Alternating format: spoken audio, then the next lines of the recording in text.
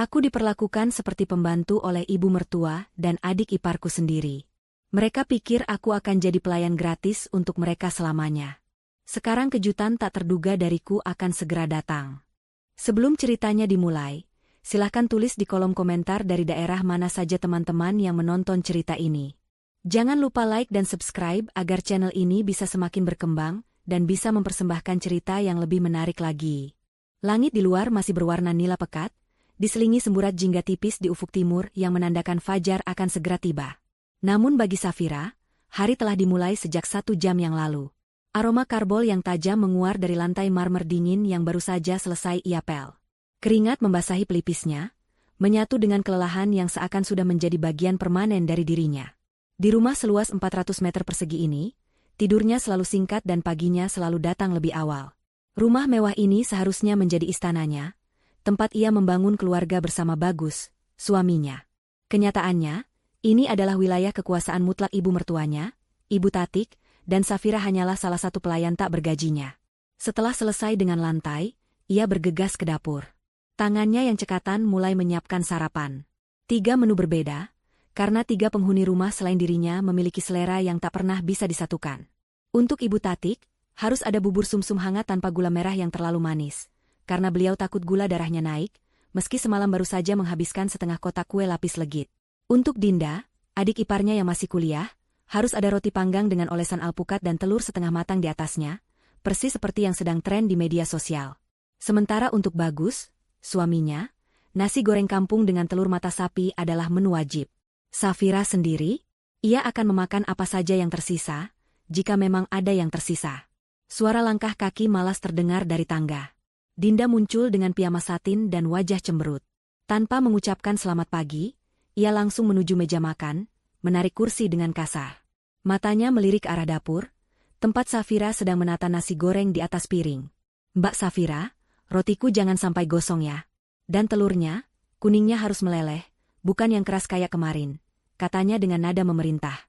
Kemarin, kuning telurnya sedikit terlalu matang dan Dinda mengomel sepanjang pagi seolah itu adalah sebuah bencana besar. "Iya, Dinda.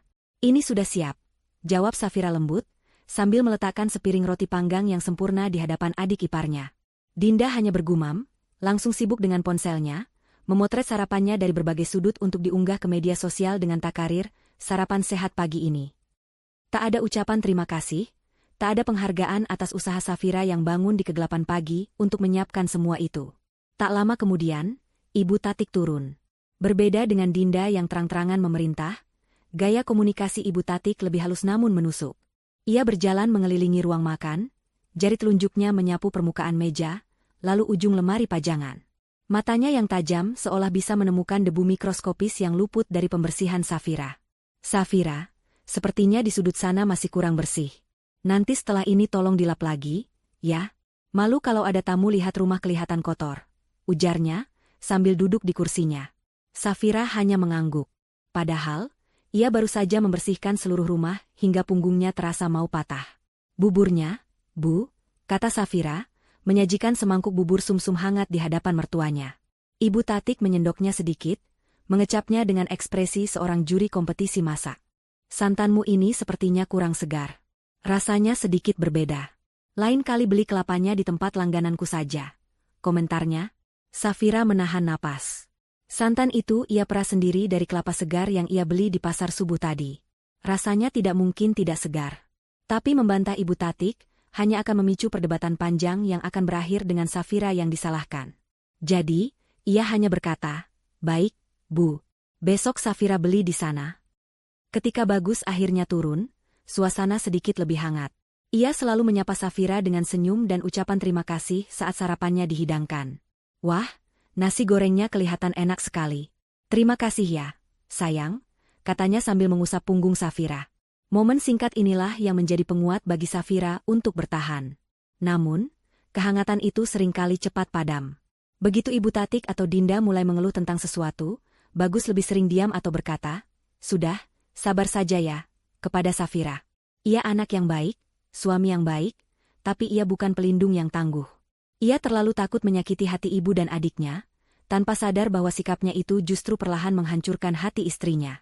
Setelah sarapan, Piring-piring kotor ditinggalkan begitu saja di atas meja. Membersihkannya sudah tentu menjadi tugas Safira. Begitulah ritme hari-harinya berjalan. Memasak, membersihkan, mencuci, melayani. Ia teringat masa-masa sebelum menikah, saat ia masih bekerja sebagai seorang desainer grafis lepas yang cukup sukses. Ia punya penghasilan sendiri, punya kebebasan. Ibu Tatik dulu memujinya sebagai calon menantu yang mandiri. Tapi setelah menikah dan tinggal di rumah ini, ia diminta untuk berhenti bekerja dengan alasan agar bisa fokus mengurus rumah tangga. Aset dan tabungannya perlahan terkuras untuk menutupi kebutuhan tak terduga di rumah ini, yang sering disebut Ibu Tatik sebagai pinjaman yang tak pernah kembali. Sore itu, saat Safira sedang menyetrika tumpukan pakaian yang menggunung, Ibu Tatik dan Dinda duduk santai di ruang keluarga sambil menonton televisi. Tiba-tiba, Ibu Tatik memanggilnya dengan suara yang dibuat terdengar manis, nada yang biasanya menjadi pertanda akan datangnya sebuah tugas besar. Safira, sini sebentar, nak. Safira mematikan setrika dan berjalan menghampiri mereka. Ia berdiri dengan sedikit menunduk, menunggu perintah. Begini, lusa kan Dinda ulang tahun yang ke-20. Ibu Tatik memulai, sambil tersenyum lebar. Dinda di sebelahnya tampak bersemangat. Nah, teman-teman kuliah Dinda mau datang ke sini untuk merayakannya. Kasihan kan kalau dirayakan di luar, mahal. Lebih baik di rumah, lebih hangat suasananya. Safira merasakan firasat buruk mulai merayap di hatinya. Ada berapa orang tamunya, Bu? Tanyanya pelan. Ibu Tatik menjawab dengan enteng, seolah itu adalah hal yang paling sepele di dunia. Tidak banyak, kok. Hanya teman-teman dekatnya saja. Ada 30 orang. 30 orang. Angka itu berdengung di telinga Safira. Menyiapkan makanan dan minuman untuk 30 orang sendirian, dalam waktu kurang dari 2 hari. Itu bukan pesta, itu adalah pekerjaan catering skala kecil. Seakan bisa membaca keraguan di wajah Safira, Ibu Tatik melanjutkan, kamu masak yang enak ya, nak. Bikin rendang, ayam bakar, sate, sama beberapa kue. Jangan sampai bikin malu keluarga kita di depan teman-teman Dinda. Nanti kamu yang beres-beres dan cuci piring juga ya. Anggap saja ini hadiah ulang tahunmu untuk adikmu sendiri. Permintaan itu begitu tidak masuk akal, begitu eksploitatif. Tidak ada tawaran bantuan, tidak ada pertanyaan apakah Safira sanggup atau tidak. Itu adalah sebuah titah, sebuah perintah mutlak dari sang ratu rumah tangga kepada pelayannya. Seluruh energi dalam tubuh Safira seakan tersedot habis. Kelelahan fisik dan batin yang ia tumpuk selama bertahun-tahun mencapai puncaknya. Ia menatap wajah Ibu Tatik yang penuh harap cemas akan hidangan pesta yang meriah. Ia menatap Dinda yang tersenyum manja, sudah membayangkan betapa hebatnya pesta ulang tahunnya nanti.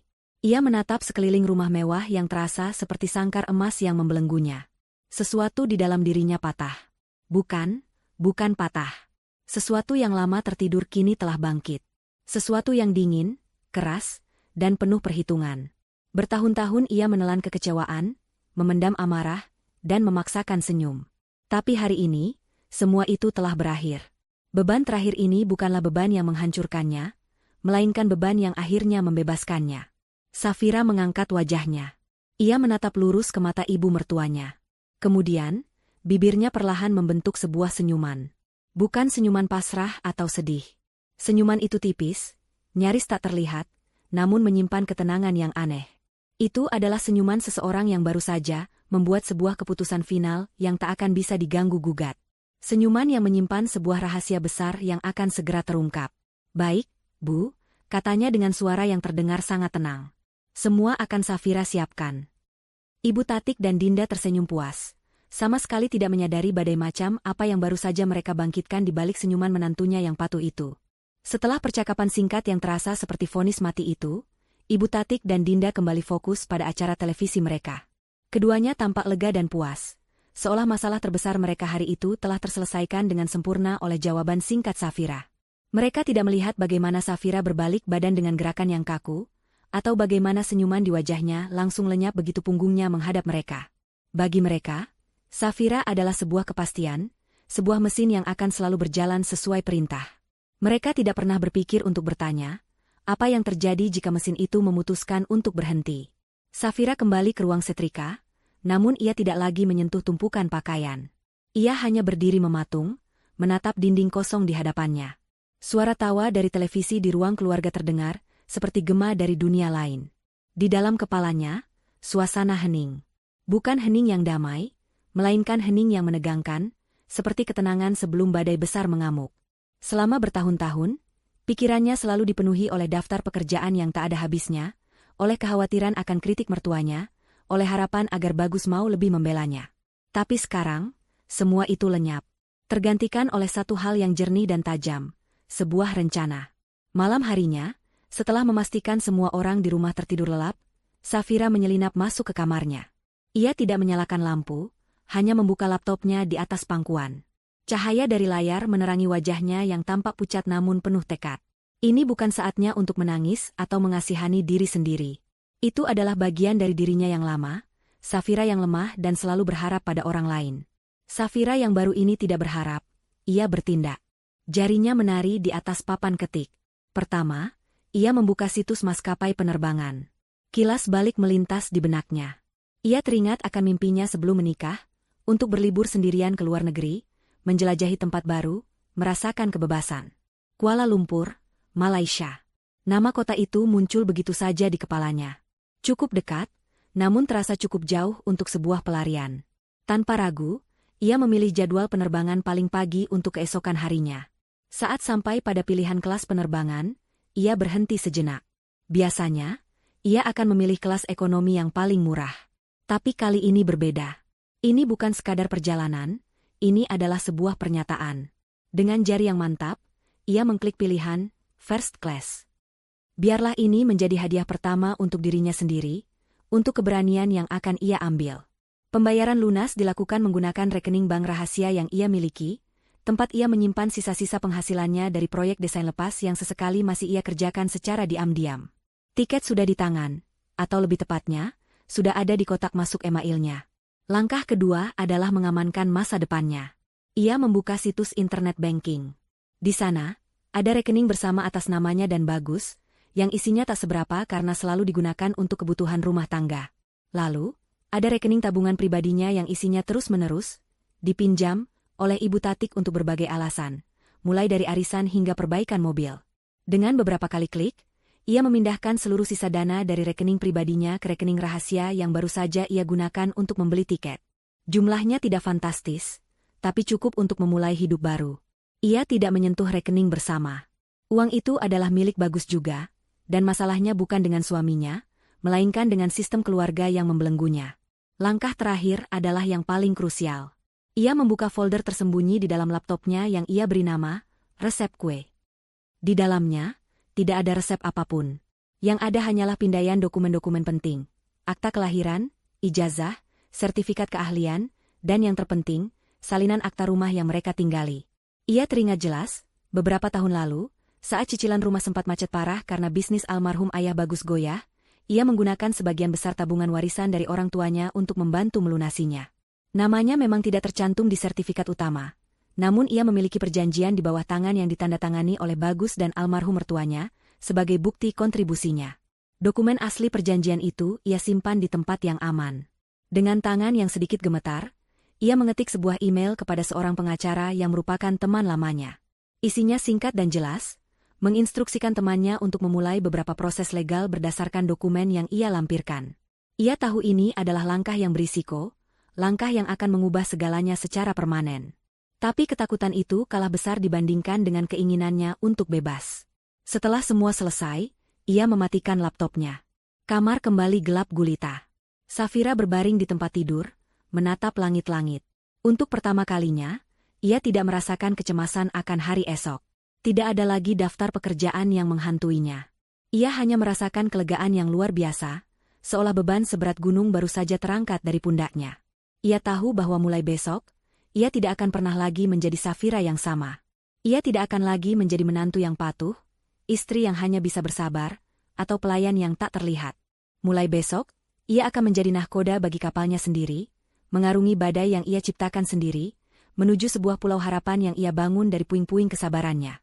Ia memejamkan mata, dan untuk pertama kalinya setelah sekian lama, ia tertidur dengan senyuman tulus di wajahnya. Senyuman kemenangan. Pukul 4 pagi. Alarm di ponsel Safira tidak berbunyi, hanya bergetar lembut di bawah bantalnya. Getaran itu adalah sinyal rahasia, sebuah panggilan untuk memulai revolusi sunyinya. Ia mematikannya sebelum getaran kedua sempat dimulai. Di sebelahnya, Bagus tertidur lelap, napasnya teratur dan dalam. Suaminya tidak tahu bahwa pagi ini, saat ia masih terbuai mimpi, separuh dari dunianya akan pergi meninggalkannya. Ada sedikit rasa bersalah menusuk hati Safira, namun rasa itu segera tergantikan oleh bayangan wajah Ibu Tatik dan Dinda yang tersenyum puas kemarin sore. Rasa bersalah itu lenyap, menguap seperti embun pagi. Dengan gerakan yang telah ia latih dalam benaknya ratusan kali, ia turun dari tempat tidur tanpa menimbulkan suara sedikitpun. Lantai kayu yang dingin menyentuh telapak kakinya, mengirimkan getaran energi ke seluruh tubuhnya. Kegelapan subuh yang biasanya menjadi musuhnya, kini adalah sekutu terbaiknya. Ia tidak menyalakan lampu, hanya mengandalkan cahaya tipis dari lampu jalan yang menyusup melalui celah gorden. Ia membuka lemari pakaiannya, sebuah ruang sempit yang kontras dengan lemari besar milik Bagus. Tangannya bergerak cepat dan pasti. Ia tidak mengambil banyak barang. Ia melewati gaun-gaun mahal yang dibelikan Ibu Tatik, gaun-gaun yang selalu terasa seperti kostum saat ia pakai di acara keluarga, di mana ia harus tersenyum dan berperan sebagai menantu yang sempurna. Ia juga meninggalkan blus-blus rumahan yang warnanya sudah memudar, seragam hariannya sebagai pekerja domestik tak diakui. Yang ia masukkan ke dalam koper adalah pakaian-pakaian yang menjadi jati dirinya. Beberapa celana jeans favoritnya, kaos-kaos katun yang nyaman, sebuah blazer yang selalu membuatnya merasa percaya diri, dan sebuah buku novel yang halamannya sudah sedikit menguning karena terlalu sering ia baca. Pakaian-pakaian itu adalah sisa-sisa dari Safira yang dulu, Safira yang bebas. Selanjutnya, ia mengambil tas ranselnya. Benda pertama yang masuk adalah laptopnya, senjatanya, portalnya menuju kemerdekaan. Lalu ia mengeluarkan sebuah kotak besi kecil dari dasar laci. Di dalamnya, tersimpan rapi semua dokumen berharga miliknya. Ijazah sarjana desain komunikasi visual miliknya yang terlipat rapi, berbagai sertifikat penghargaan dari kompetisi desain yang pernah ia menangkan, paspor, buku tabungan rahasianya, dan yang terpenting, sebuah map coklat berisi dokumen asli perjanjian pinjaman dana untuk rumah ini. Harta karunnya, bukti dari kontribusi dan pengorbanannya yang tidak pernah dianggap. Semua masuk ke dalam ransel. Ransel itu terasa berat, bukan hanya karena isinya, tapi karena ia membawa seluruh masa lalu dan masa depannya di punggungnya. Tepat saat ia hendak menutup resleting kopernya, sebuah gerakan di atas ranjang membuatnya membeku. Jantungnya serasa berhenti berdetak. Bagus menggeliat, lalu perlahan membuka matanya. Dalam cahaya remang-remang, mata mereka bertemu. Kepanikan sesaat menjalari Safira. Apakah semuanya akan gagal di detik-detik terakhir? Sayang. Suara Bagus serak khas orang baru bangun tidur. Matanya menyipit, mencoba fokus melihat Safira yang berdiri di samping koper. Mau kemana pagi-pagi begini? Tanyanya, nadanya lebih bingung daripada curiga. Mungkin ia mengira Safira akan pergi ke pasar lebih awal dari biasanya untuk persiapan pesta Dinda. Ironis. Pesta itulah yang menjadi pemicu semua ini. Safira menarik napas dalam-dalam, menenangkan detak jantungnya yang menggila. Ia berjalan mendekati ranjang, duduk di tepinya. Ia meraih tangan suaminya, tangan yang dulu selalu ia genggam saat merasa takut. "Aku perlu liburan sebentar, Mas," bisiknya, suaranya ia usahakan terdengar setenang mungkin. "Aku capek sekali. Perlu waktu untuk sendiri, untuk menenangkan pikiran." Bagus mengernyitkan dahi. "Liburan? Sekarang? Tapi kan lusa ulang tahun Dinda. Kamu tahu sendiri Ibu." "Aku tahu," potong Safira lembut, tapi tegas. "Aku cuma sebentar, kok. Aku sudah tidak kuat. Mas, kumohon mengerti." Ada kejujuran dalam kalimat itu, meski ia menyembunyikan sebagian besar kebenarannya. Ia memang sudah tidak kuat. Melihat lingkaran hitam di bawah mata Safira dan mendengar nada putus asa dalam suaranya, Bagus akhirnya mengalah. Ia selalu tahu istrinya kelelahan, tapi ia tidak pernah tahu separah apa. Ia mengira semua akan baik-baik saja selama ia memberi sedikit perhatian dan ucapan terima kasih. Ia tidak sadar bahwa yang dibutuhkan Safira bukanlah ucapan, melainkan pembelaan.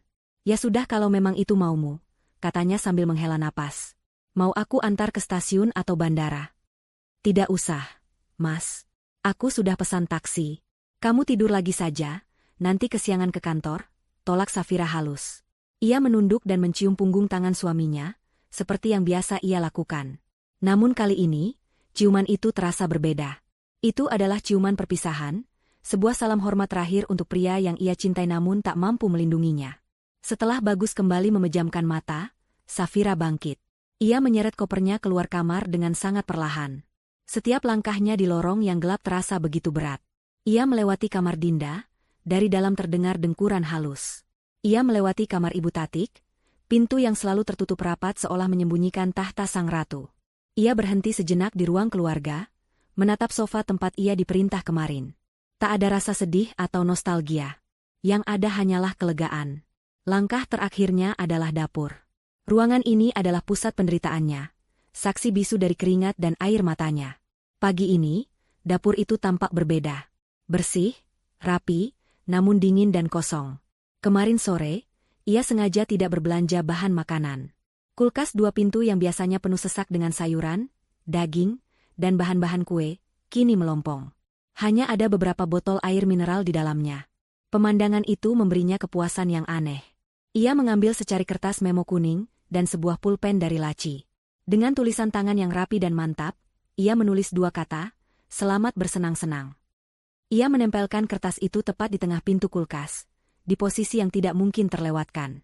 Pesan singkat itu adalah bom waktu yang ia tinggalkan. Setelah itu, ia tidak menoleh lagi. Ia membuka pintu depan, melangkah keluar ke udara pagi yang sejuk, dan menutup pintu itu di belakangnya. Bunyi, klik, pelan dari kunci pintu yang menutup menjadi musik terindah yang pernah ia dengar. Itu adalah suara dari sebuah sangkar yang akhirnya terbuka. Sebuah taksi online sudah menunggunya di ujung jalan. Saat mobil itu melaju, Safira melihat dari kaca spion, rumah megah itu tampak semakin kecil dan semakin kecil, hingga akhirnya lenyap di telan tikungan. Ia tidak menangis. Ia hanya tersenyum. Perjalanan menuju bandara terasa seperti transisi antara 2 dunia. Jalanan kota yang mulai ramai oleh orang-orang yang berangkat kerja, menjadi latar belakang pemandangan bagi Safira.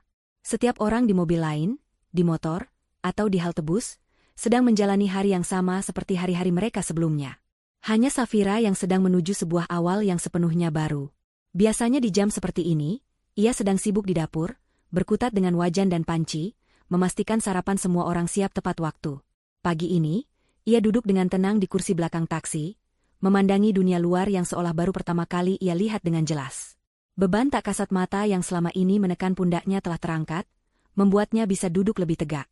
Setibanya di bandara, suasana terminal keberangkatan yang sibuk tidak membuatnya gentar. Justru, anonimitas di tengah keramaian memberinya rasa aman. Ia berjalan menuju counter check-in khusus penumpang kelas utama. Petugas yang ramah menyambutnya dengan senyuman tulus, bukan senyuman merendahkan yang biasa ia dapatkan. "Selamat pagi, Ibu Safira. Koper Anda biar kami yang urus. Ini boarding pass dan undangan masuk ke lounge.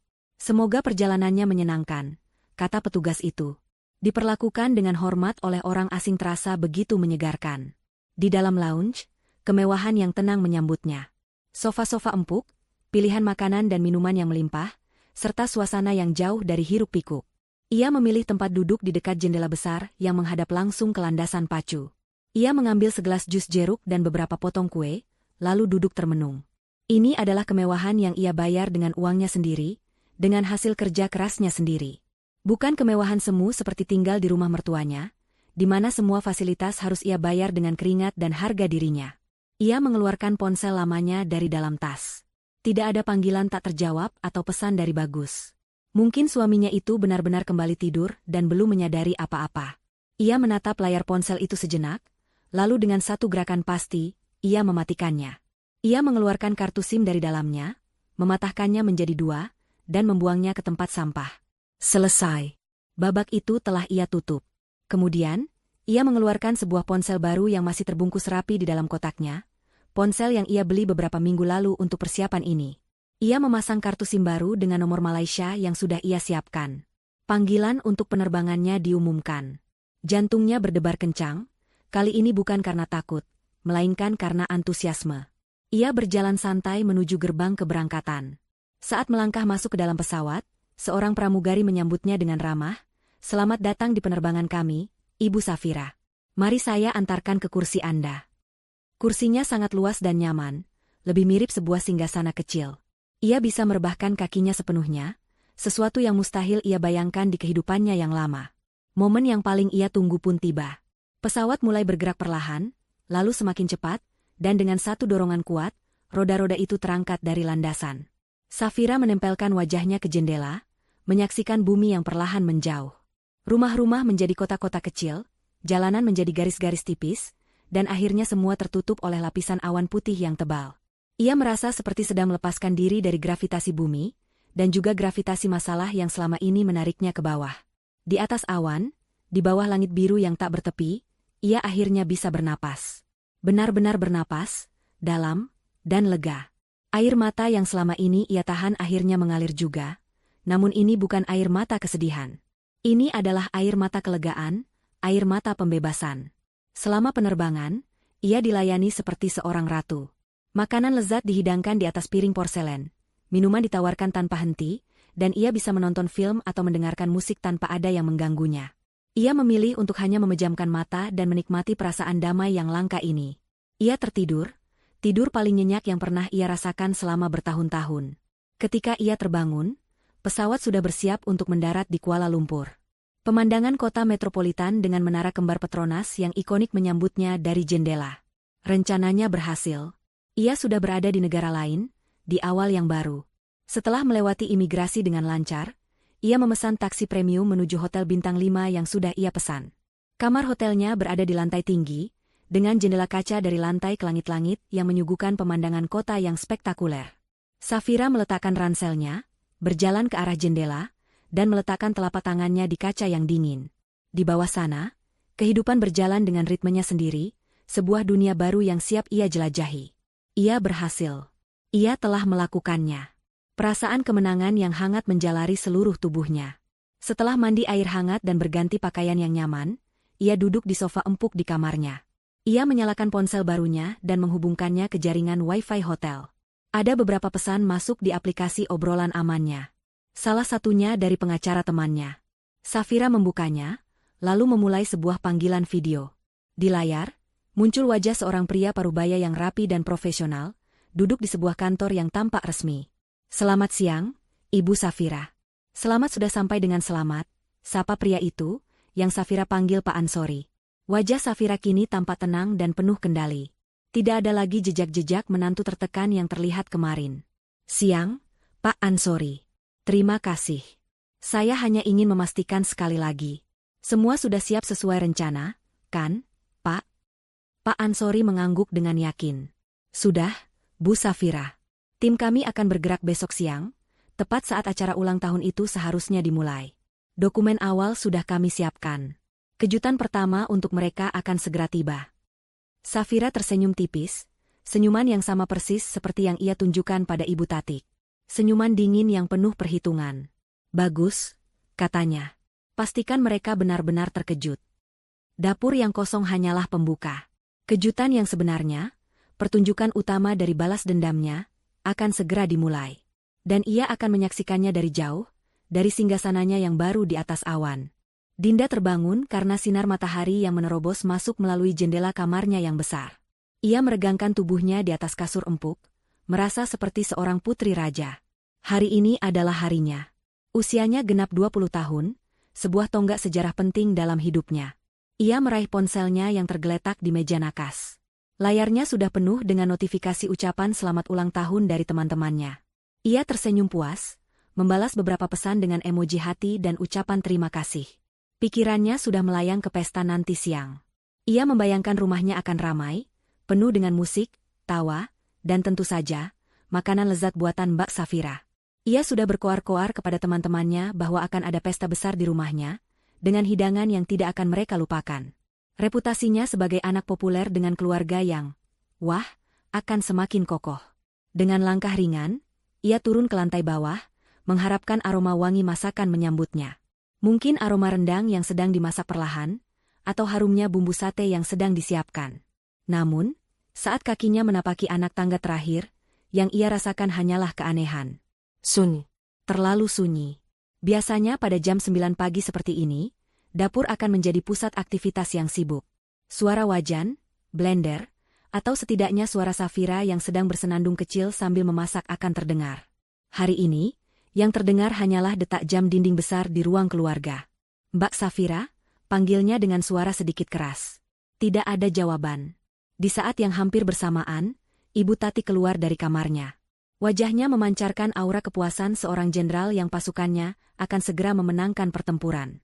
Pertempuran dalam kasus ini adalah pertempuran gengsi sosial, dan pesta ulang tahun Dinda adalah medannya. Ia sudah membayangkan akan mengunggah foto-foto pesta itu ke grup arisannya, membuat teman-temannya iri. Namun, sama seperti Dinda, ia langsung merasakan kejanggalan di atmosfer rumahnya. Safira ini kemana? Jam segini kok rumah masih sepi begini? Dasar pemalas, pasti belum mulai masak apa-apa. Gerutu Ibu Tatik, lebih kepada dirinya sendiri. Iritasi mulai menjalari nadanya. Ia berjalan cepat menuju dapur, siap untuk melontarkan omelan paginya. Namun, omelan itu tertahan di tenggorokannya. Pemandangan yang menyambutnya di dapur membuatnya terdiam. Dapur itu bersih. Terlalu bersih. Lantainya berkilauan, meja dapurnya kosong melompong tanpa ada satupun bahan makanan di atasnya. Kompornya dingin dan mengkilap. Tidak ada panci, tidak ada wajan, tidak ada talenan. Seolah-olah dapur itu tidak pernah digunakan untuk memasak. Ini apa-apaan? Desis Ibu Tatik, matanya bergerak liar mencari penjelasan. Dinda, yang menyusul di belakangnya, terkesiap. Wajahnya yang ceria langsung berubah pucat. Bu, kok nggak ada apa-apa? Makanannya mana? Teman-temanku sebentar lagi datang. Rengek Dinda, suaranya mulai bergetar karena panik. Amarah mulai mendidih di dalam diri Ibu Tatik, menggantikan kebingungannya. Anak itu, pasti dia sengaja. Dia pikir ini lucu. Ia bergegas menuju kamar Safira, menggedor pintunya dengan kasar. Safira, buka pintunya. Jangan pura-pura tidur kamu. Karena tidak ada jawaban, ia membuka pintu itu dengan paksa. Kamar itu rapi, tempat tidurnya sudah dibereskan dengan sempurna. Namun, ada yang aneh. Lemari pakaian tampak sedikit lebih kosong dari biasanya. Beberapa gantungan baju terlihat kosong. Di atas meja rias, tempat Safira biasa meletakkan perlengkapan sederhananya, kini bersih total. Ibu Tatik merasakan firasat yang sangat buruk. Ini bukan lagi sebuah sabotase kecil. Ini adalah sebuah pembangkangan. Dengan tangan gemetar karena marah, ia mengambil ponselnya dan menelepon Safira. Panggilan pertama, kedua, ketiga, semua langsung dijawab oleh suara operator. Nomor yang Anda tuju sedang tidak aktif atau berada di luar jangkauan. Tidak aktif, pekik Ibu Tatik. Berani-beraninya dia mematikan ponselnya. Ia kemudian menelepon putranya, Bagus, di kantor. Panggilan itu langsung diangkat. Halo, Bu? Bagus. Istrimu itu kemana? Sembur Ibu Tatik tanpa basa-basi. Dia tidak ada di rumah. Dapur kosong, dia tidak menyiapkan apa-apa untuk ulang tahun adikmu. Kamu tahu kan hari ini teman-teman Dinda mau datang? Di seberang telepon, Bagus terdengar bingung. Loh? Bukannya Safira sudah pamit? Bu? Tadi pagi sekali dia bilang mau liburan sebentar, katanya capek. Aku kira ibu sudah tahu.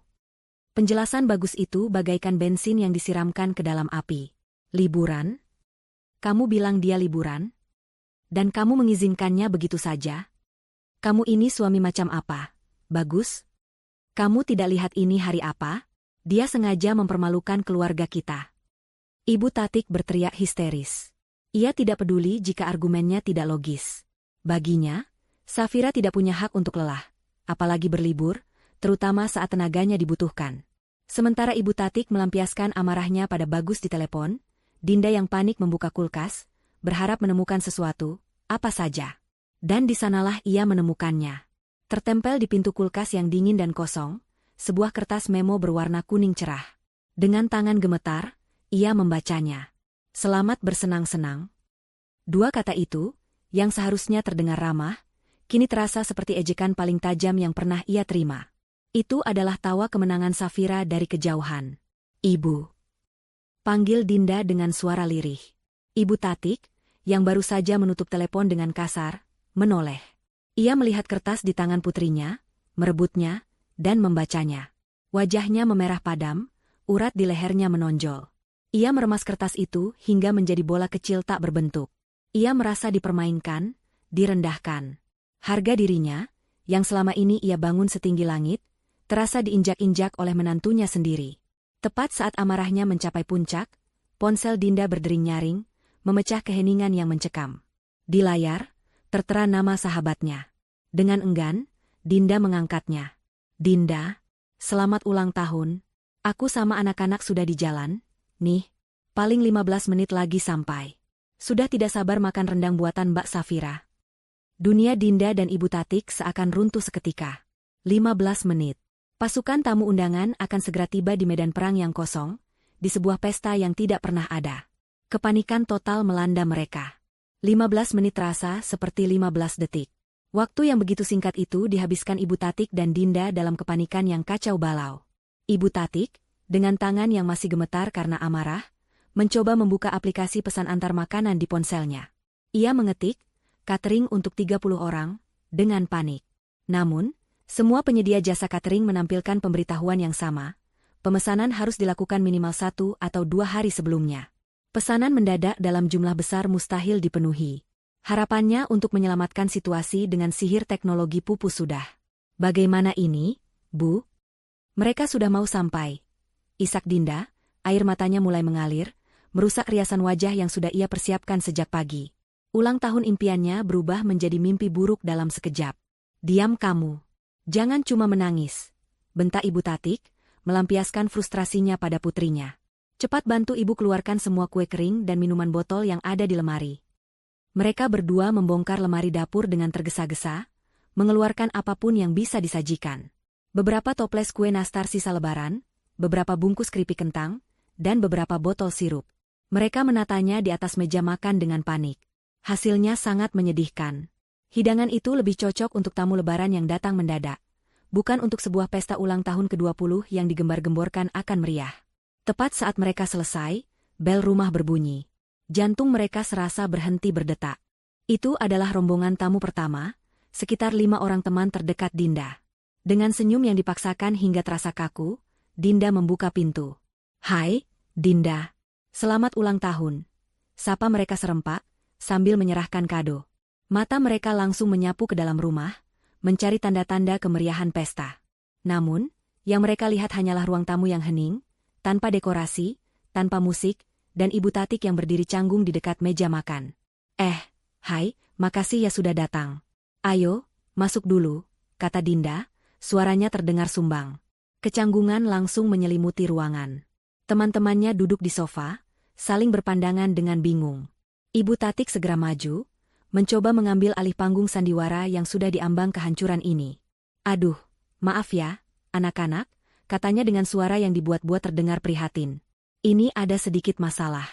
Catering yang sudah ibu pesan dari jauh-jauh hari tiba-tiba menelepon, katanya mobil mereka mogok di jalan. Macet parah sekali. Tapi mereka janji sebentar lagi pasti sampai. Kok? Jadi, sambil menunggu, silakan dinikmati dulu camilan seadanya ini ya." Itu adalah kebohongan yang lemah, dan semua orang di ruangan itu sepertinya tahu. Tapi demi kesopanan, teman-teman Dinda hanya mengangguk dan mengambil beberapa keping kue kering dengan ragu. Mereka mencoba memulai obrolan ringan, namun suasana sudah terlanjur aneh. Tidak ada musik, tidak ada suasana pesta, hanya ada ketegangan yang bisa dirasakan dengan jelas. Gelombang tamu berikutnya mulai berdatangan. Setiap kali bel berbunyi, Ibu Tatik dan Dinda harus mengulang sandiwara yang sama. Ruang tamu dan ruang keluarga kini penuh dengan 30 anak muda yang duduk dalam kelompok-kelompok kecil, berbisik-bisik sambil sesekali melirik ke arah Dinda dan ibunya yang tampak seperti orang linglung. Katanya pestanya bakal seru banget. "Kok begini ya?" bisik seorang gadis kepada temannya. "Iya, aneh banget. Makanannya juga cuma kue lebaran." "Ibunya Dinda kenapa sih? Kelihatan stres gitu?" jawab yang lain. "Kasihan juga sih Dinda. Malu banget pasti dia." Bisikan-bisikan itu, meski pelan, terdengar seperti guntur di telinga Dinda. Ia ingin sekali lari ke kamarnya dan menangis sejadi-jadinya. Pesta ini seharusnya menjadi ajang pamer kesuksesan keluarganya, tapi malah menjadi panggung terbesar penghinaan publik baginya. Wajahnya terasa panas karena malu. Setiap senyuman dan ucapan selamat ulang tahun dari teman-temannya terasa seperti ejekan. Ibu Tatik terus-menerus mondar-mandir sambil menatap ponselnya, berpura-pura sedang menghubungi pihak catering fiktifnya. Setiap gerakannya hanya menambah ketegangan di dalam ruangan. Ia, yang biasanya menjadi pusat perhatian karena pesonanya sebagai nyonya rumah yang hebat, kini menjadi pusat perhatian karena kepanikannya yang kentara. Ia kehilangan kendali, dan itu adalah hal yang paling ia takuti di dunia. Status sosialnya yang ia jaga dengan susah payah terasa sedang hancur berkeping-keping di depan mata puluhan saksi. 1 jam berlalu. Tidak ada catering yang datang. Camilan seadanya sudah hampir habis. Para tamu mulai gelisah dan bosan. Beberapa dari mereka sudah mulai pamit dengan berbagai alasan. Pesta itu gagal total. Di tengah suasana yang suram dan memalukan itu, bel rumah berbunyi lagi. Ibu Tatik terlonjak. Sebuah harapan kecil muncul di hatinya. Mungkin ini keajaiban. Mungkin ini adalah pesanan makanan cepat saji dalam jumlah besar yang akhirnya berhasil ia pesan 15 menit yang lalu. Dengan secercah harapan terakhir, ia bergegas menuju pintu, membukanya dengan sedikit lebih bersemangat. Namun, di ambang pintu tidak berdiri seorang kurir makanan. Di sana berdiri 3 orang asing. 2 orang pria dan seorang wanita, semuanya mengenakan setelan bisnis yang rapi dan formal. Mereka membawa map kulit tebal dan wajah mereka menunjukkan ekspresi yang serius dan tanpa basa-basi. Mereka sama sekali tidak terlihat seperti orang yang akan mengantarkan makanan pesta. Pria yang berdiri paling depan menatap Ibu Tatik dengan tatapan tajam namun sopan. Ia lalu melirik ke dalam rumah yang penuh dengan anak muda yang kebingungan, sebelum kembali memfokuskan pandangannya pada Ibu Tatik. "Permisi, selamat siang," kata pria itu dengan suara yang tenang namun berwibawa, cukup keras untuk didengar oleh beberapa tamu yang duduk di dekat pintu. "Kami mencari Ibu Tatik. Apa benar ini kediaman beliau?" Harapan terakhir di hati Ibu Tatik padam seketika, digantikan oleh firasat buruk yang jauh lebih pekat dari sebelumnya. Orang-orang ini bukan datang untuk menyelamatkan pestanya. Mereka datang untuk memulai sebuah masalah yang baru. Kehadiran 3 orang berpenampilan formal itu seketika mengubah atmosfer di dalam rumah. Bisik-bisik para tamu yang tadinya pelan kini berhenti total. Semua mata tertuju pada ambang pintu, tempat Ibu Tatik berdiri mematung. Firasat buruk yang tadinya hanya sebatas perasaan kini, mulai mengambil wujud yang nyata dan mengancam. Ia, yang seumur hidupnya selalu berusaha tampil sempurna dan terhormat, kini merasa seperti sedang ditelanjangi di hadapan puluhan pasang mata anak muda yang ingin tahu. "Saya Ibu Tatik," jawabnya, suaranya sedikit bergetar, meski ia berusaha keras untuk terdengar tenang dan berwibawa. "Ada perlu apa ya, Pak, Bu? Maaf, saat ini kami sedang ada acara keluarga." Ia sengaja menekankan kata, acara keluarga, sebuah isyarat halus agar mereka mengerti bahwa ini bukan waktu yang tepat untuk kunjungan bisnis apapun. Ia berharap mereka akan mengerti dan pergi. Namun, pria di depan, yang kemudian memperkenalkan diri sebagai Pak Herman dari sebuah kantor notaris, sama sekali tidak terpengaruh. Wajahnya tetap tenang dan profesional. "Justru karena sedang ada acara dan semua berkumpul, kedatangan kami menjadi lebih efisien," katanya dengan nada datar. "Kami tidak akan lama. Kami hanya perlu menyampaikan beberapa dokumen penting kepada Ibu." Ibu Tatik mencoba taktik lain. Ia tertawa kecil, tawa yang terdengar sumbang dan dipaksakan. "Pasti ada kesalahan. Mungkin Bapak salah alamat. Kami tidak sedang berurusan dengan notaris manapun." Ia mencoba menutup pintu perlahan, sebuah usaha putus asa untuk mengusir kenyataan pahit yang sudah berdiri di ambang pintunya. Tetapi Pak Herman menahan pintu itu dengan tangannya. "Tidak ada kesalahan, Bu," ujarnya dengan nada yang lebih tegas. "Ini mengenai properti di alamat ini, yang terdaftar atas nama almarhum Bapak Adijaya dan Ibu Tatik." Menyebut nama almarhum suaminya membuat pertahanan Ibu Tatik goyah. Para tamu yang duduk di ruang tamu kini bisa mendengar percakapan itu dengan jelas.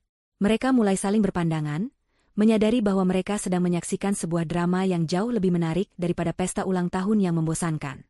Melihat bahwa ia tidak bisa mengusir mereka, Ibu Tatik dengan terpaksa mempersilakan mereka masuk. "Baik, silakan. Kita bicara di ruang kerja saya saja," usulnya, berharap bisa membawa masalah ini menjauh dari panggung utama. "Tidak perlu, Bu. Di sini saja, agar lebih cepat," tolak Pak Herman dengan halus namun tak terbantahkan. Ia dan timnya melangkah masuk, berdiri di tengah ruang keluarga, menjadi pusat perhatian yang baru. Dinda, yang sejak tadi hanya bisa menonton dengan ngeri, mendekati ibunya, mencari perlindungan yang tak akan ia dapatkan. Pak Herman membuka map kulitnya, mengeluarkan selembar dokumen dengan kop surat resmi. Di hadapan 30 tamu undangan Dinda yang kini menjadi penonton, ia mulai berbicara dengan suara yang jelas dan mantap, seolah sedang membacakan sebuah pengumuman di rapat dewan direksi. "Sesuai surat kuasa yang kami terima dari pihak bank," ia memulai, "kami di sini untuk menyampaikan secara resmi surat peringatan ketiga sekaligus pemberitahuan sita aset atas properti ini." Kata "sita" menggema di ruangan yang hening itu. Ibu Tatik terhuyung seolah baru saja menerima pukulan fisik. "Sita? Apa maksud Anda? Itu tidak mungkin. Kami tidak punya masalah apa-apa dengan bank," serunya, suaranya melengking karena panik dan amarah. Ia sedang melakukan penyangkalan total. Baginya, citra keluarganya yang terpandang dan kaya raya tidak boleh runtuh, terutama tidak di depan teman-teman Dinda. Pak Herman tetap tenang menghadapi ledakan emosi itu. Ia sudah terbiasa dengan reaksi seperti ini. Menurut catatan pihak bank, Cicilan atas pinjaman dengan agunan properti ini telah menunggak selama 6 bulan terakhir. Pihak bank telah mengirimkan surat peringatan pertama dan kedua, namun tidak mendapatkan tanggapan. Saya tidak pernah menerima surat apapun, sanggah Ibu Tatik cepat. Kebohongan itu keluar begitu saja dari mulutnya. Sebenarnya, ia ingat pernah melihat beberapa surat dari bank, namun ia mengabaikannya, menganggapnya hanya kesalahan administrasi atau masalah sepele yang akan hilang dengan sendirinya. Ia terlalu sibuk menjaga penampilan luar, hingga lupa merawat fondasi keuangannya yang rapuh. Mungkin saja, Bu, balas Pak Herman diplomatis. Namun, kami memiliki bukti pengiriman surat-surat tersebut. Dan hari ini, tugas kami adalah memastikan surat pemberitahuan Sita ini sampai langsung ke tangan Ibu. Ia menyodorkan dokumen itu ke arah Ibu Tatik. Seluruh ruangan seakan menahan napas. Para tamu undangan kini tidak lagi berbisik. Mereka menatap pemandangan itu dengan mata terbelalak. Pesta ulang tahun Dinda telah berubah menjadi sebuah tontonan kejatuhan sebuah keluarga. Mereka menjadi saksi terbongkarnya rahasia paling memalukan dari keluarga yang selama ini Dinda banggakan. Dinda sendiri hanya bisa berdiri kaku, wajahnya pucat pasi. Ia ingin menghilang, ingin bumi menelannya saat itu juga. Ini 100 kali lebih buruk daripada tidak adanya makanan pesta. Ini adalah kehancuran total. Ibu Tatik menolak menerima surat itu. Tangannya terkepal di sisi tubuhnya. Ini pasti akal-akalan seseorang. Ini fitnah. Saya akan menuntut kantor Anda. Ancamnya, mencoba menggunakan gertakan sebagai senjata terakhirnya. Namun, tim notaris itu sudah siap. Rekan Pak Herman maju dan membuka map lain, menunjukkan salinan perjanjian kredit dan riwayat pembayaran yang tercetak rapi. Angka-angka di kertas itu tidak bisa berbohong. Terlihat jelas aliran pembayaran cicilan yang tadinya lancar, tiba-tiba berhenti total 6 bulan yang lalu. Semua data ini valid, Bu. Rumah ini, beserta seluruh isinya, akan disita sementara oleh bank sebagai jaminan. Proses lelang akan segera dijadwalkan. Jelas Pak Herman, suaranya tidak menyisakan ruang untuk perdebatan. Saat itulah, ketika Ibu Tatik berada di titik terendahnya, dipermalukan di depan umum dan diambang kehilangan segalanya, Pak Herman menambahkan satu kalimat lagi. Kalimat yang terdengar seperti secercah harapan, namun sesungguhnya adalah awal dari babak baru mimpi buruknya. Namun, kata Pak Herman, membuat semua orang kembali fokus padanya. Ada perkembangan terbaru pagi ini. Pihak bank baru saja memberitahu kami bahwa seluruh tunggakan utang beserta bunganya telah dilunasi oleh pihak ketiga. Ruangan itu kembali riuh oleh bisik-bisik. Dilunasi? Siapa? Ibu Tatik mengerutkan keningnya, bingung. Apakah ada kerabat jauh yang diam-diam menolongnya? Apakah ini sebuah keajaiban? Secercah harapan palsu mulai tumbuh di hatinya yang hancur. Mungkin ia bisa memutarbalikkan keadaan ini. Mungkin ia bisa mengatakan kepada para tamu bahwa ini semua hanya kesalahpahaman besar yang sudah diselesaikan. Nah, kan? Saya bilang juga apa? Ini hanya salah paham. Seru Ibu Tatik dengan cepat, mencoba merebut kembali kendali atas narasi ceritanya. Sudah. Tidak ada masalah apa-apa. Tetapi Pak Herman menggelengkan kepalanya. Maaf, Bu. Masalah Ibu dengan bank memang sudah selesai. Tapi sekarang, Ibu memiliki masalah baru. Karena dengan lunasnya utang tersebut, kepemilikan agunan, yaitu properti ini, secara hukum telah beralih ke pihak yang melunasi utang tersebut. Tugas kami hari ini sebenarnya adalah untuk mendampingi perwakilan dari pemilik baru rumah ini.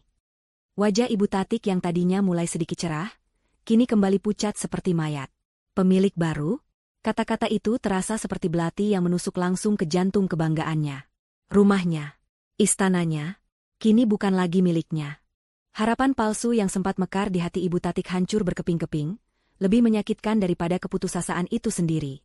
Ruangan yang penuh sesak itu terasa menyempit, dinding-dinding seolah merapat untuk menghimpitnya. Pemilik baru. Dua kata itu terus berputar di kepalanya, menolak untuk dimengerti. Bagaimana mungkin? Siapa yang tega melakukan ini padanya? Ia merasa seperti karakter utama dalam sebuah sinetron tragis, di mana semua kemalangan datang bertubi-tubi tanpa jeda. Pemilik baru? Anda jangan mengada-ada. Suaranya bergetar, campuran antara amarah dan ketakutan.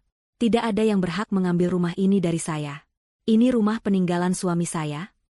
Pak Herman dari kantor notaris hanya menatapnya dengan ekspresi tenang, seolah semua argumen Ibu Tatik tidak ada artinya. Secara hukum, Bu, ketika sebuah aset yang diagunkan ditebus oleh pihak lain, kepemilikannya berpindah tangan. Itu adalah prosedur standar. Klien tersebut telah membeli utang Ibu dari bank, dan dengan demikian, membeli hak atas rumah ini. Tepat saat Ibu Tatik hendak melontarkan sanggahan lain yang sia-sia, sebuah suara wanita yang tenang dan berwibawa terdengar dari arah pintu yang masih terbuka. Mungkin saya bisa membantu menjelaskan. Semua kepala serentak menoleh ke arah sumber suara. Di ambang pintu, berdiri seorang wanita berusia akhir 30-an. Ia mengenakan setelan blazer berwarna krem yang elegan, rambutnya ditata rapi, dan ia membawa sebuah tas kerja kulit yang tampak mahal. Auranya memancarkan profesionalisme dan kepercayaan diri yang tinggi.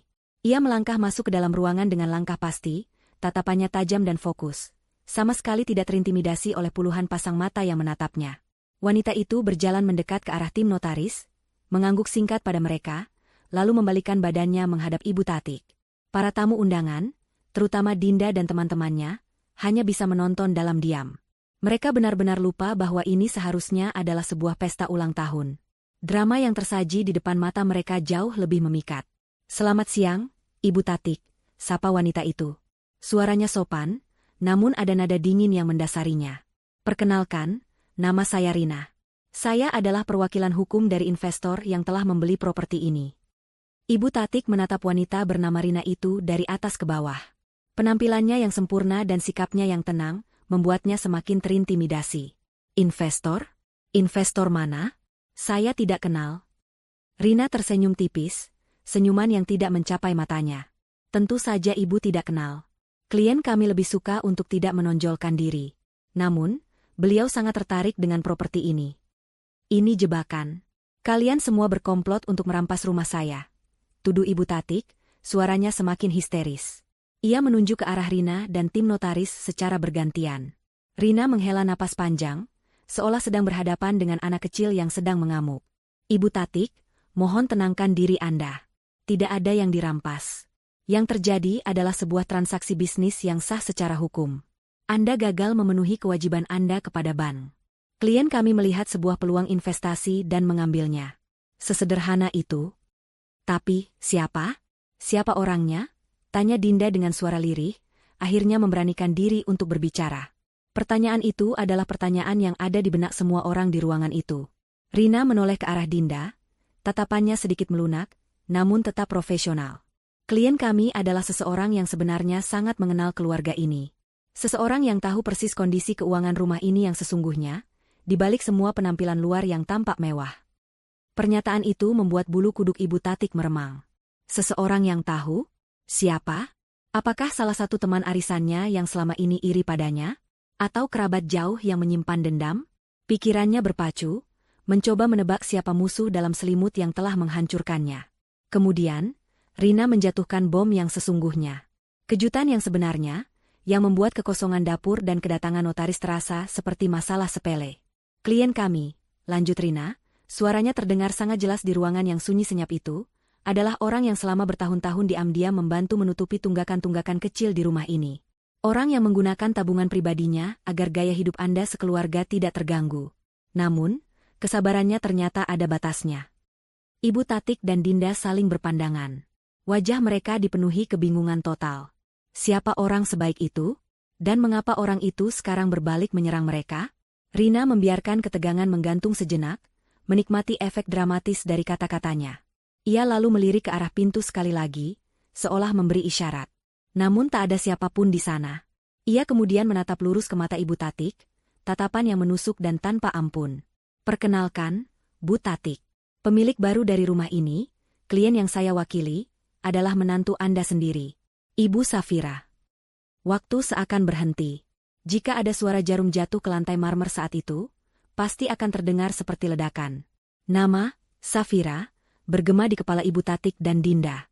Safira? Menantunya yang pendiam? Pelayannya yang patuh? Bagaimana mungkin? Dari mana ia mendapatkan uang sebanyak itu? Ini tidak masuk akal.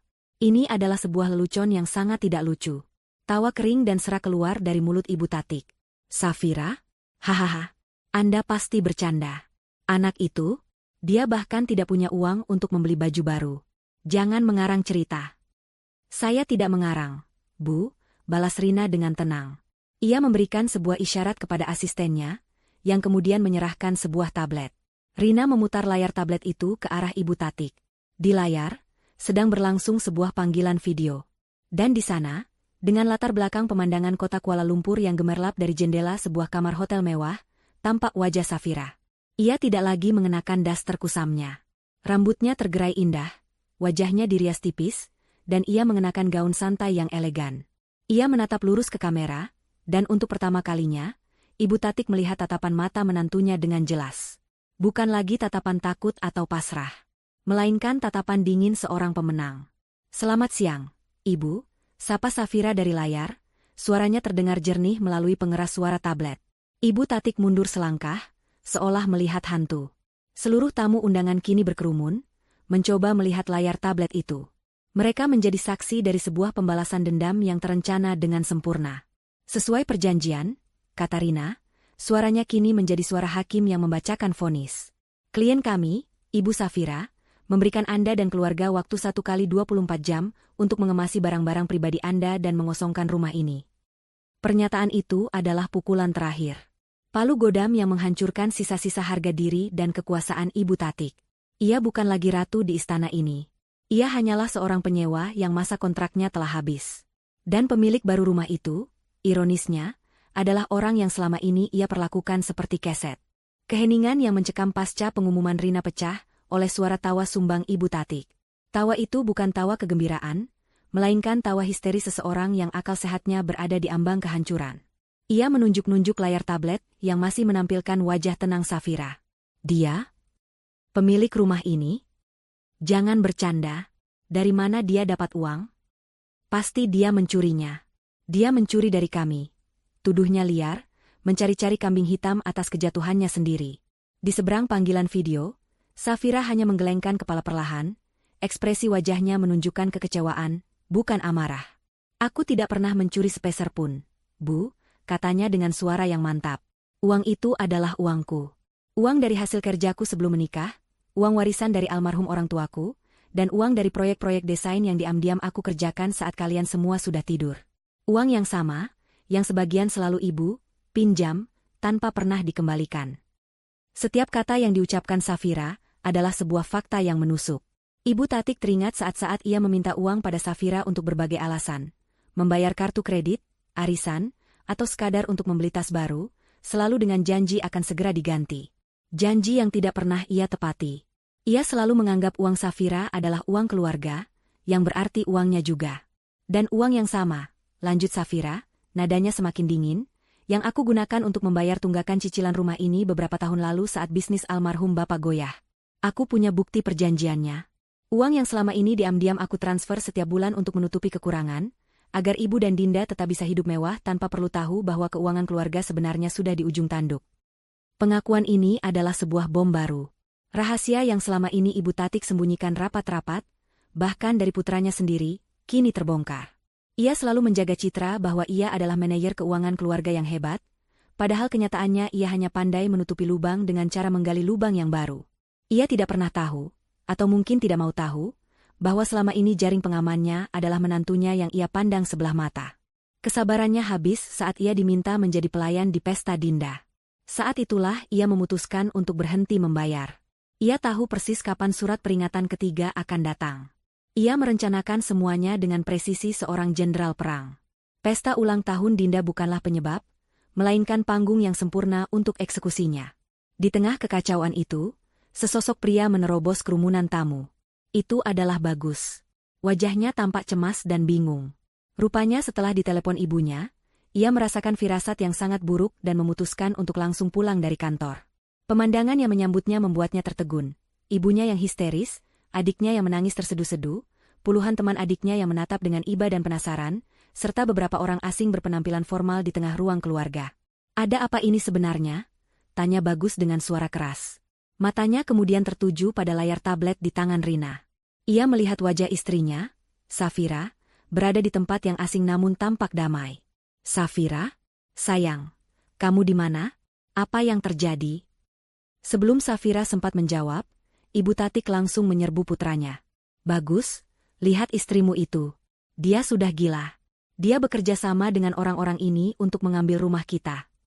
Namun, Bagus tidak lagi mendengarkan ibunya. Ia mendengar penjelasan dari Pak Herman dan Rina. Mereka menjelaskan semuanya dari awal, dengan tenang dan didukung oleh dokumen-dokumen yang tak terbantahkan. Bagus mendengarkan tentang tunggakan cicilan, tentang surat-surat peringatan yang diabaikan, dan puncaknya, tentang bagaimana Safira yang selama ini menjadi penyelamat rahasia mereka.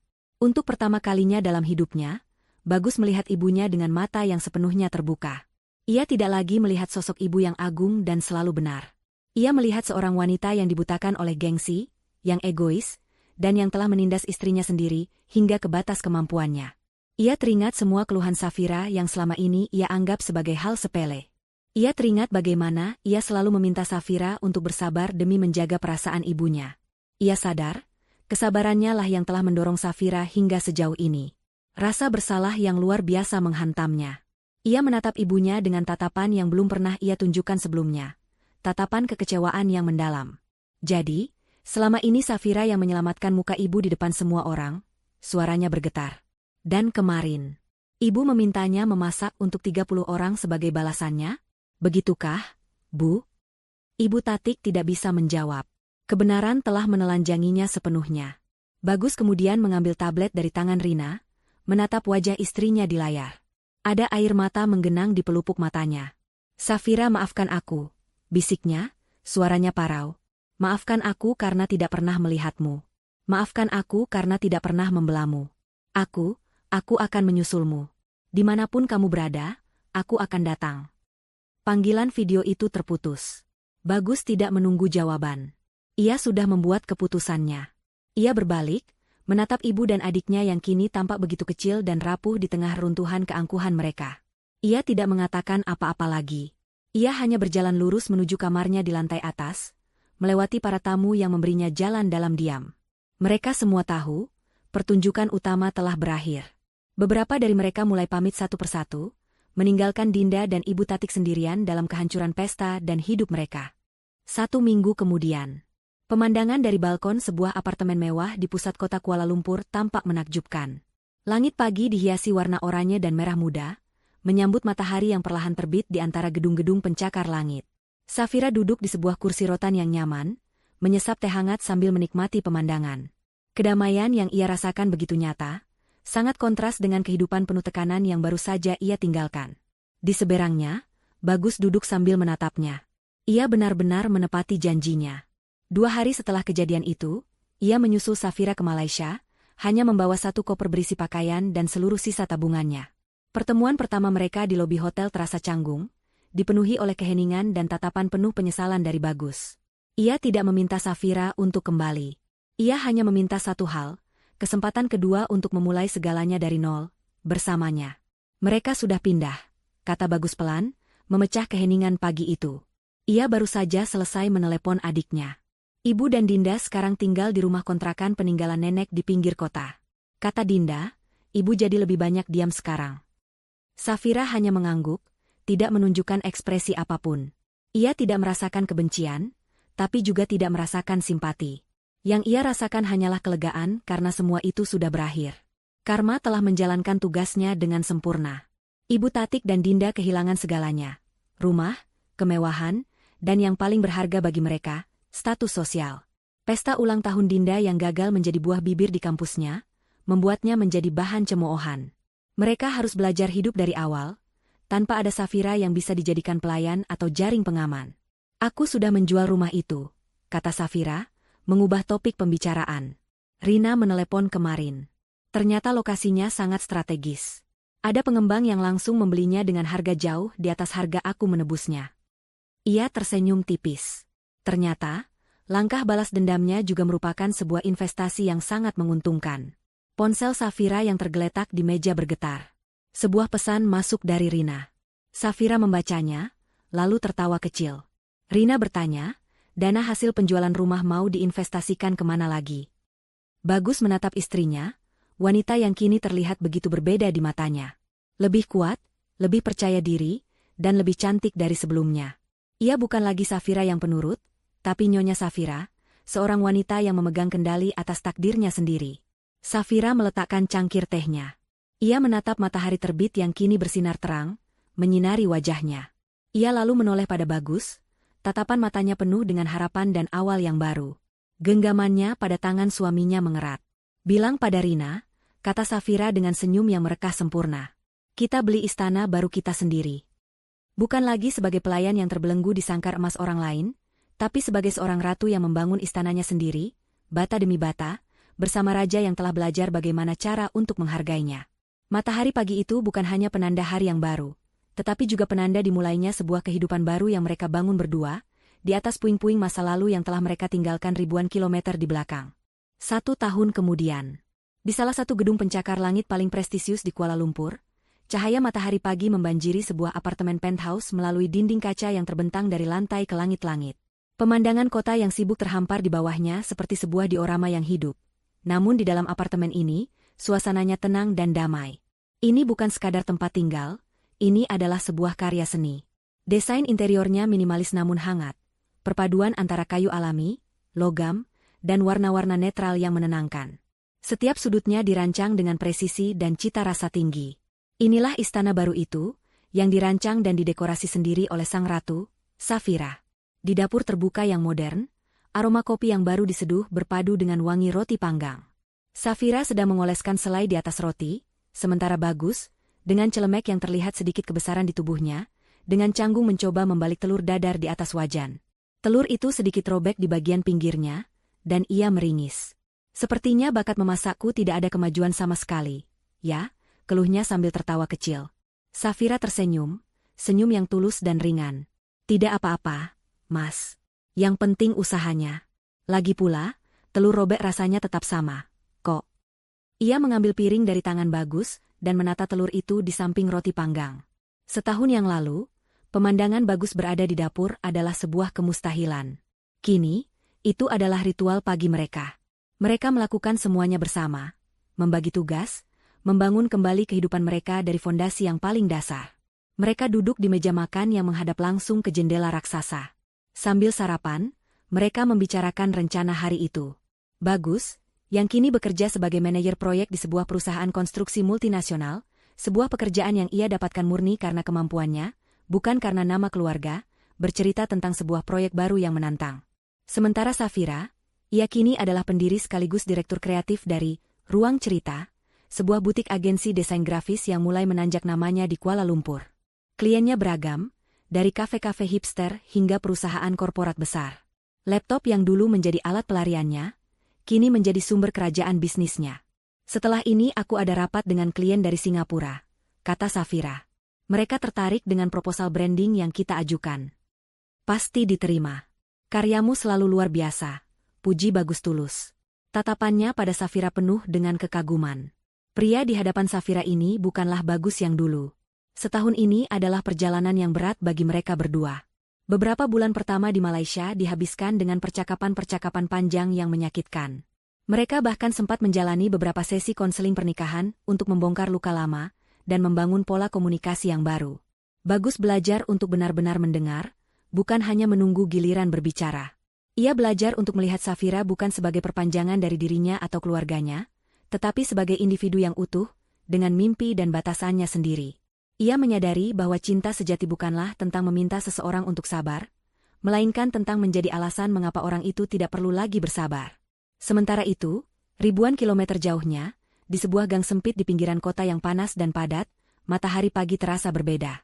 Sinarnya tidak membanjiri ruangan, melainkan mengintip malu-malu melalui celah ventilasi sebuah rumah kontrakan sederhana. Dindingnya bercat putih yang mulai menguning di beberapa bagian, dan suara bising dari jalanan, klakson motor, teriakan penjual sayur, menjadi musik latar yang tak pernah berhenti. Di dalam rumah itu, Ibu Tatik duduk termenung di sebuah kursi plastik di teras depan yang sempit. Tatapannya kosong, memandang lalu lalang orang di gang. Wanita yang dulu selalu tampil glamor dengan perhiasan dan baju bermerek, kini hanya mengenakan daster kusam. Wajahnya yang dulu selalu terawat, kini tampak lebih tua dari usianya, digurati oleh kepahitan yang mendalam. Kejatuhannya bukan hanya soal materi.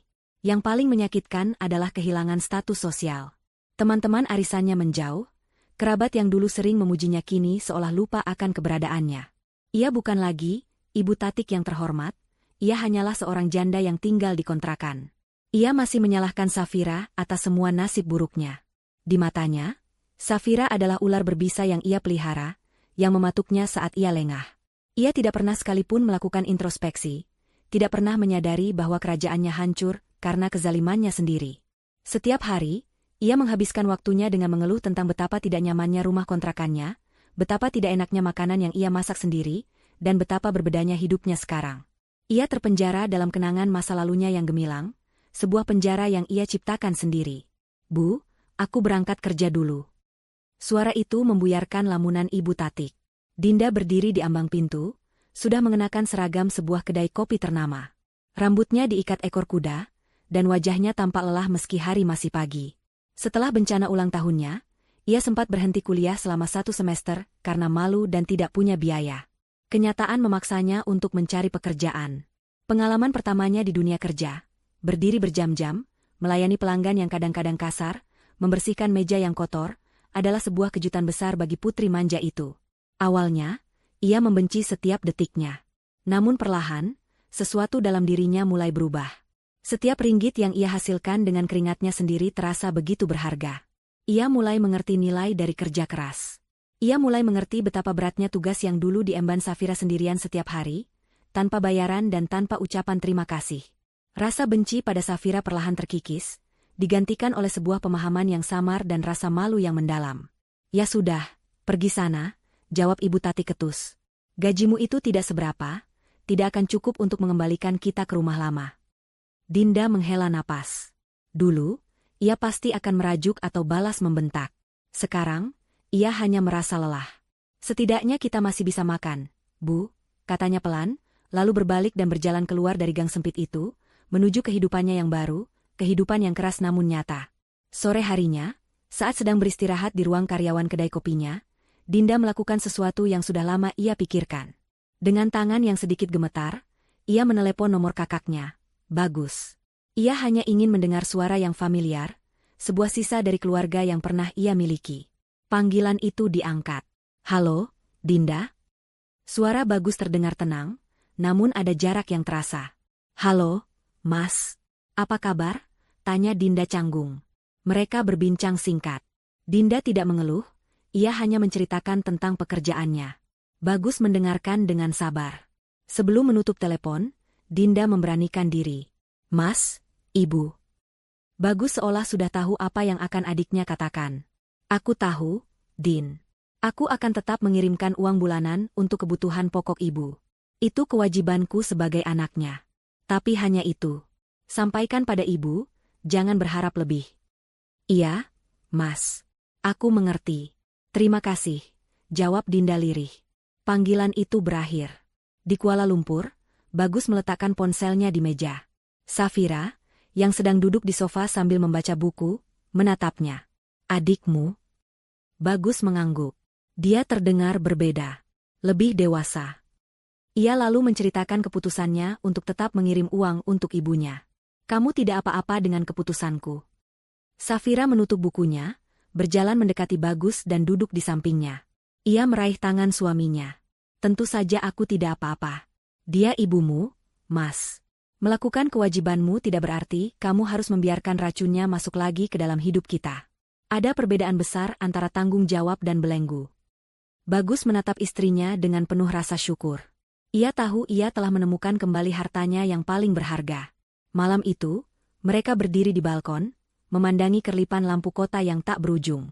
Telepon dari Dinda hanyalah sebuah riak kecil dari masa lalu yang jauh. Masa depan mereka terbentang luas di hadapan mereka, cerah dan penuh kemungkinan. Safira menyandarkan kepalanya di bahu Bagus. Ia tidak lagi merasa seperti seorang pelayan di istana orang lain. Ia adalah seorang ratu yang telah berjuang merebut kembali kerajaannya, dan kini ia berdiri tegak di menara tertinggi istananya sendiri. Sebuah istana yang dibangun bukan di atas tanah warisan atau kemewahan semu, melainkan di atas puing-puing penindasan, yang disatukan kembali oleh keberanian, kecerdasan, dan cinta yang telah belajar dari kesalahannya.